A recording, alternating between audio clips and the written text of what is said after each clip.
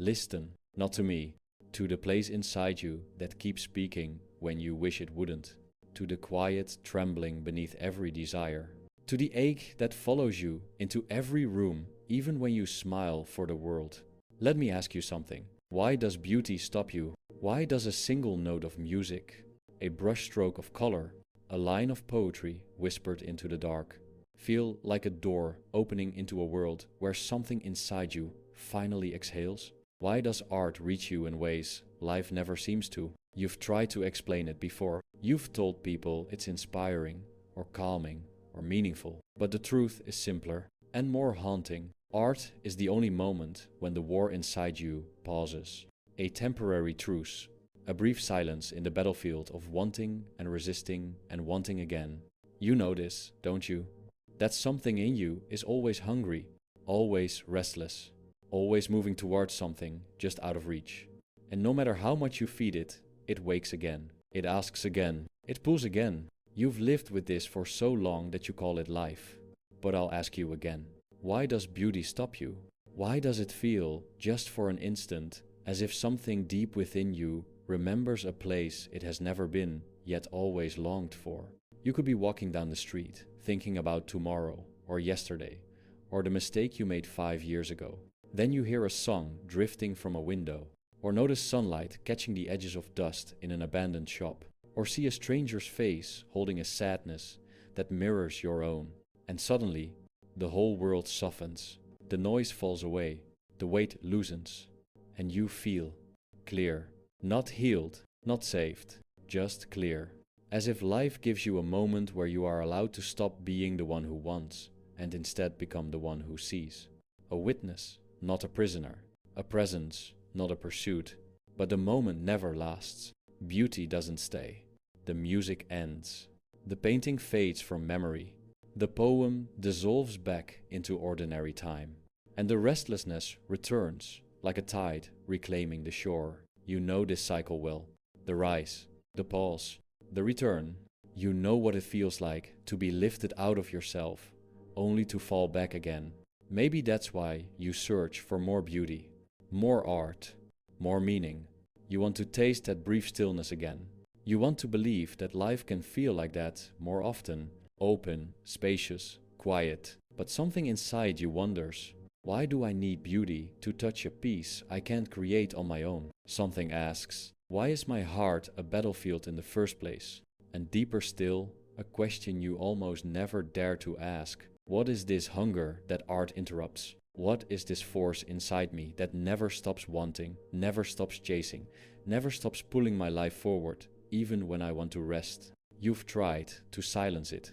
You've tried to satisfy it. You've tried to ignore it.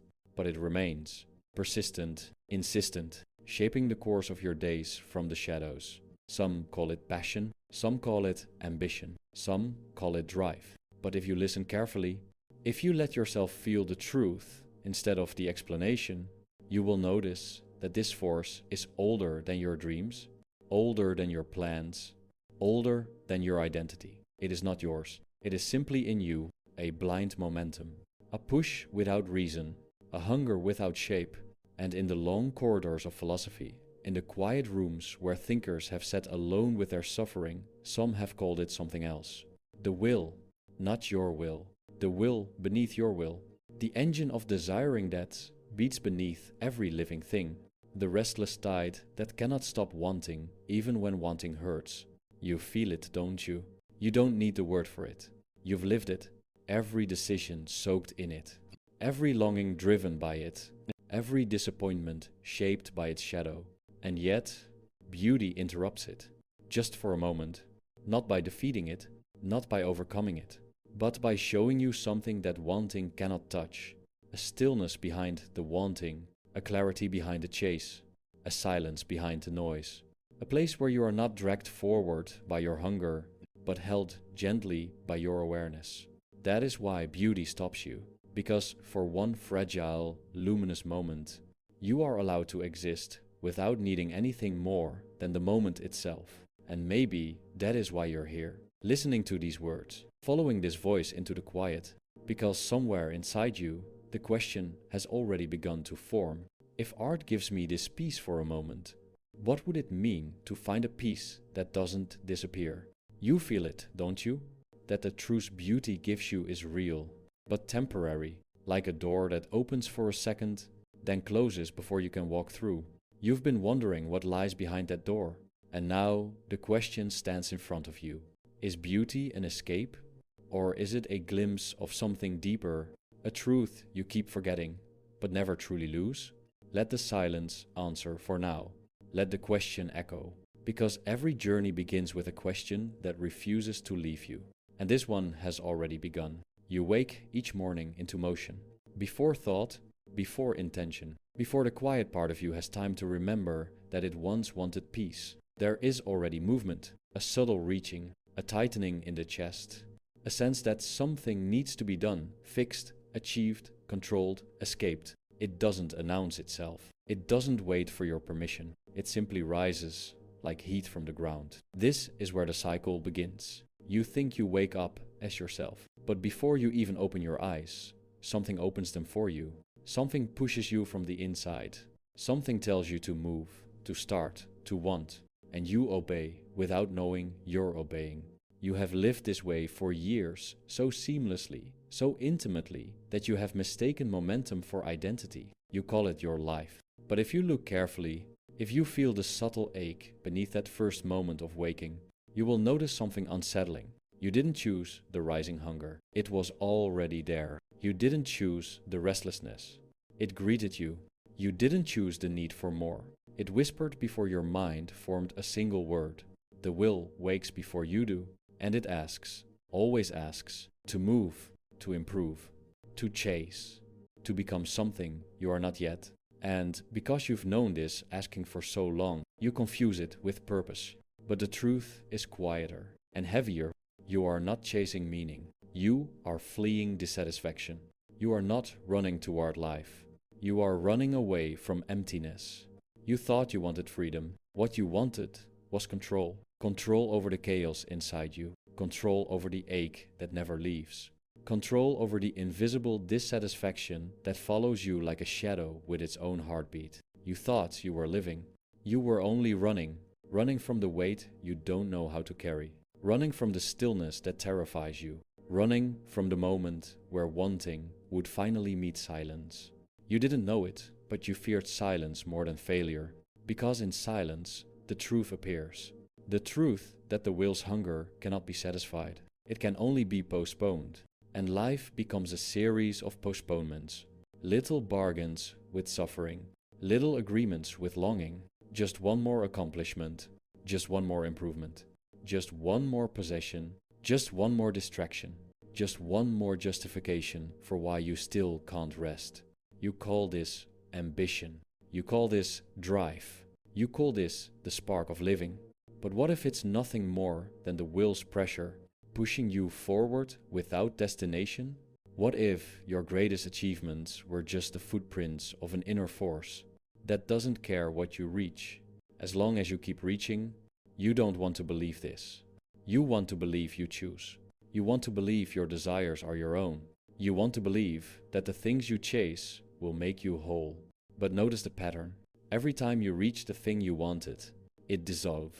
It becomes ordinary. It becomes taken for granted. It becomes another piece of your life that no longer satisfies the ache that demanded it. The new becomes normal. The dream becomes routine. The treasure becomes dust in your hands. And the will whispers again, more. You know this cycle. You've lived its rhythm like a heartbeat. The rise of desire, the pursuit, the momentary relief of obtaining, the rapid fading of satisfaction, the restless reaching for yet another promise. You could map your entire life through this cycle. Every milestone, every love, every achievement, every distraction, you could trace each one to the same source, a hunger that cannot be fed, only redirected. And sometimes the redirection becomes frantic. You change careers, you change cities, you change people, you change habits, you change goals, not because the last ones failed you, but because they succeeded and still left you with the same quiet ache. And each time the ache returns, you tell yourself it means you haven't found the right thing yet. But what if there is no right thing? What if the ache isn't a problem to be solved? What if it is simply the signature of being alive, the echo of the will inside you that knows only how to want? This is the cycle, not because you are broken, not because life is unkind, but because the will is tireless, mindless, blind. Wanting is not something you do, it is something that happens through you. Like wind moves through trees, like fire moves through dry leaves, like waves move through the ocean. There is no reasoning with it, no negotiating, no completing its list of demands, because its list is infinite. And yet, in the midst of this endless cycle, something strange happens. Something shifts, something pauses, something opens. It is small, quiet, easily missed. But you felt it before, perhaps more times than you can count. You hear a piece of music that pulls your breath from your chest. You see a painting that stops time. You read a sentence so beautiful it feels like a wound healing from the inside. You watch light spill across an empty room and feel the world rearrange itself in your bones. And for that moment, that delicate, fleeting, impossible moment, the will loosens its grip. You are no longer chasing, no longer resisting, no longer anxiously expanding into the future. You are here, in the moment, in the seeing, in the awareness. The hunger is still inside you, but it goes quiet, as if kneeling before something larger. Art does not feed the will, it silences it. Not because beauty satisfies desire, but because beauty reveals something desire cannot touch. A truth that the cycle hides, a truth that the ache distracts you from, a truth you forget in the endless motion of becoming. Beauty shows you what it feels like to exist without needing anything more. For a moment, you are not the self that wants. You are the presence that witnesses, not the storm, but the sky that holds it, not the hunger, but the awareness of the hunger, not the will, but something quieter, something older, something that cannot be pushed because it does not move. This is why art feels sacred, even if you don't use that word. This is why beauty feels like a memory, even if you cannot explain what it reminds you of. This is why a fleeting moment of seeing can feel more real than the entire world you spend your life chasing. Beauty reveals the part of you the will cannot reach, and in that revelation, you glimpse a truth that dissolves as quickly as it appears. The cycle is not all you are. You are not only the hunger, not only the motion, not only the chase. There is something else here. Something still, something that watches, something that does not want, yet knows all wanting intimately. Something spacious, something silent, something unbroken. Beauty does not erase suffering. It does not mend the will. It does not promise a life without longing. It simply shows you that beneath the cycle, beneath the ache, beneath the endless search, there is awareness, a presence untouched by the storm, a witness, a quiet, a truth. But you forget. You always forget. Because the moment closes, the music ends, the painting fades, the light shifts, and the will returns, pulling you back into its motion, back into the cycle, back into the hunger. But something has changed, even if only slightly, because once you've tasted that stillness, once you've glimpsed the silent witness behind the wanting, once you've felt the pause that beauty gives you, a question begins to form in the quiet corners of your awareness. If this peace exists, why does it disappear? Why can I only touch it through art? What is this presence that beauty awakens in me? And why can't it stay? The cycle begins to crack, not when you escape it, but when you notice it, and you have begun to notice. And once the noticing begins, something else begins with it, a quiet unraveling, not dramatic, not loud, not the kind of revelation that shakes your world in a single flash of insight. It is more like watching a worn thread slowly loosen from the edge of a garment. One pull, then another, a slow undoing of the fabric you always assumed was whole. You start to recognize the pattern of your longing, how it rises, how it grips, how it promises relief, how it dissolves once it gets what it demanded, how it reforms into a new shape and whispers again. The cycle becomes visible, and visibility is the beginning of transformation. You start to notice moments you didn't notice before, the seconds right before a desire forms fully, the faint tightening in the mind, the subtle tilt forward into the next moment, the whisper of almost or soon or not yet. You begin to catch yourself mid-movement, mid-reaching, mid-pursuit, like watching your own shadow move a half step faster than you do. And in those observations, something startling becomes clear. Desire is impatient, awareness is not. The will pushes, awareness watches, the will grasps, awareness receives, the will chases, awareness stays.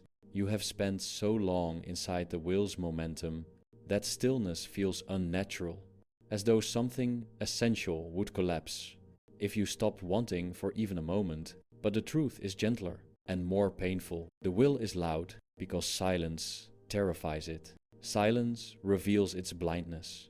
Silence exposes its restlessness. Silence unmasks the emptiness it tries to outrun.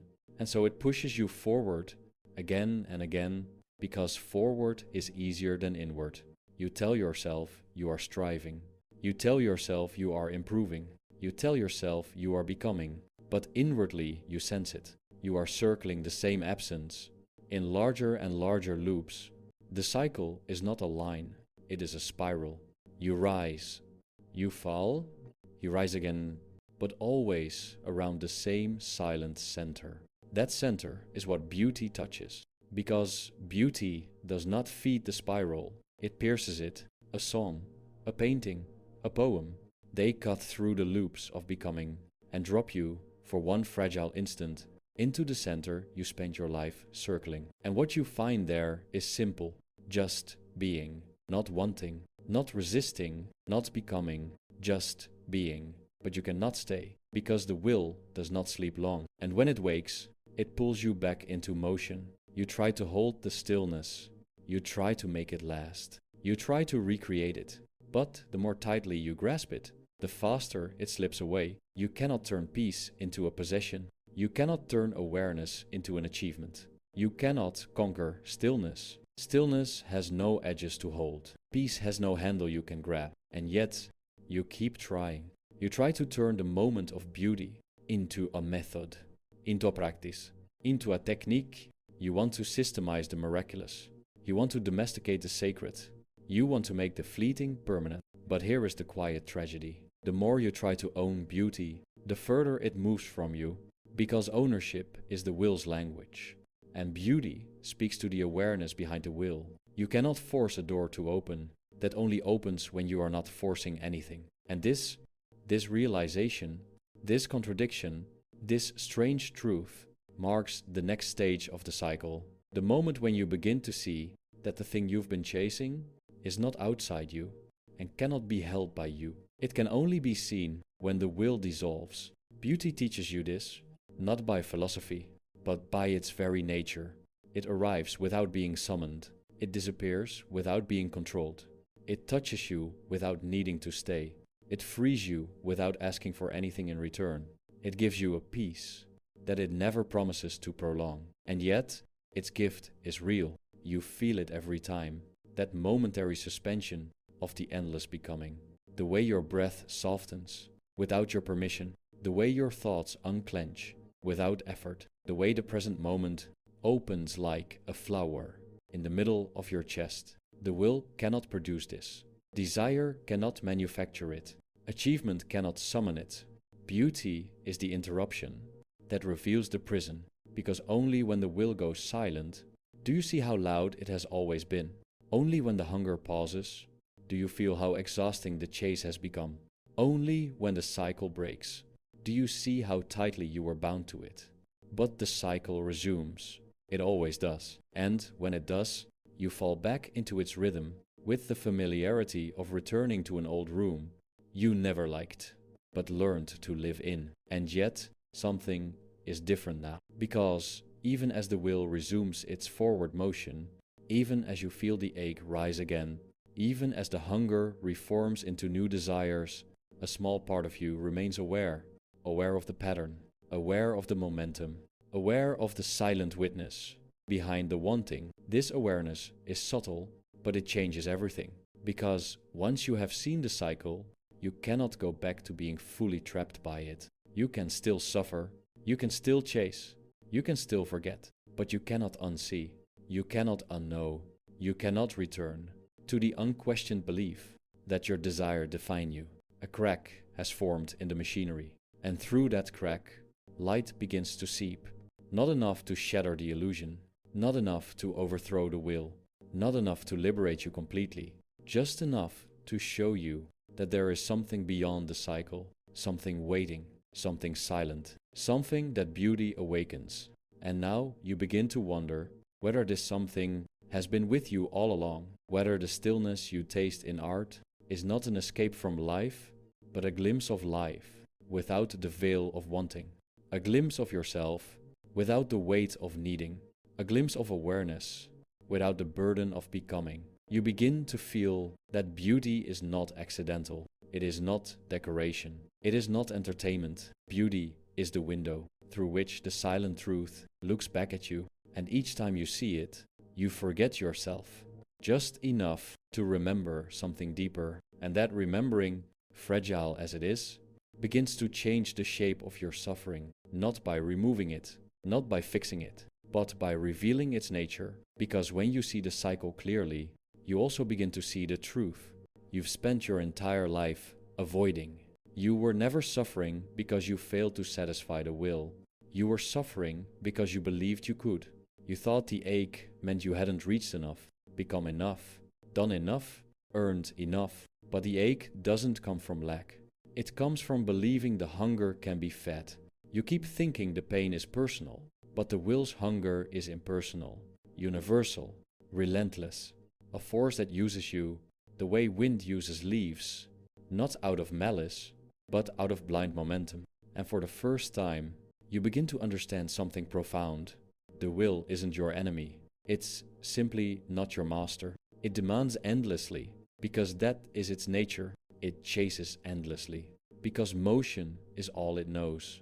It consumes endlessly, because stillness would reveal its emptiness. And you have mistaken its voice for your own. You thought you wanted the things it begged for. You thought you chose the paths it rushed you down.